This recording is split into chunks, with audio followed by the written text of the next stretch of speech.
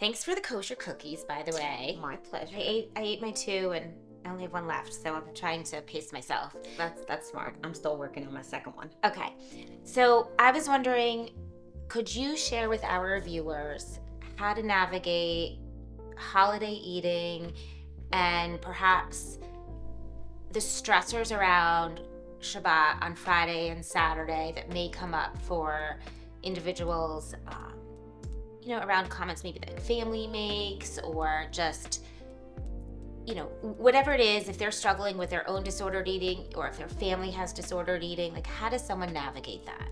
Yeah, really great question. I have a couple of tips that I think might help people with this.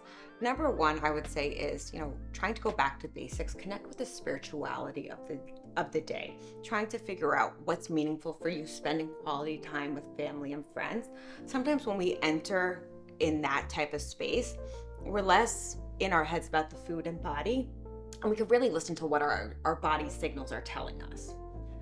Secondly, what I'd say is if there's a lot of maybe triggering conversations going on, it's okay to try to change the subject to a more neutral conversation.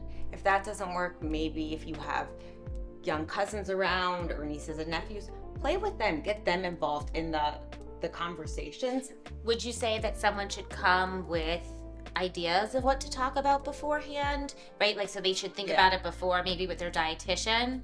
1000%. I think it's so important to have a really solid team, just helping to build the person and planning, right? Planning is really helpful. We're able, I think, as dietitians and specialists within the eating disorder community, we're able to kind of anticipate maybe some triggering comments that loved ones likely don't mean, but it can be very invasive and very triggering. So, we have a lot of handouts that even clients can give loved ones on like what not to say, how to be supportive, which I think we found in our practice has been super therapeutic. Right. Yeah. And one other really big tip I would say, which is pretty cliche, but it's make sure to eat your meal structure. Listen to your dietitian. So many times I see so many people get so stressed that family members are restricting for these really big meals.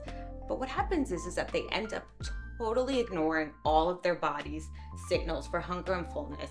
They end up overeating and feeling more guilty or shame. So again, it's really important to kind of connect with our body and remember that our meal structure is to be kind to our body and it's to fuel it. Right, so you're saying make sure you don't restrict like everybody else during the day. Like make sure you still eat your breakfast, make sure you eat your lunch and your snack. This way you can come to the dinner table and not be over hungry, because if we come over hungry or starving, that's where we're likely to feel out of control and unsafe in our bodies, and then the comments will be that much more triggering.